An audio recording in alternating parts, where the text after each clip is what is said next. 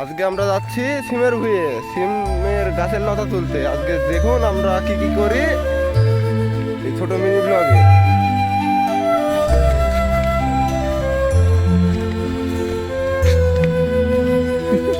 এই যে সিমের ভুঁই, সিমের গাছের এই যে নিচে নিচে যে লতাগুলো আছে সেই লতাগুলো আমাদের উপরে তুলতে হবে, বুঝেছো?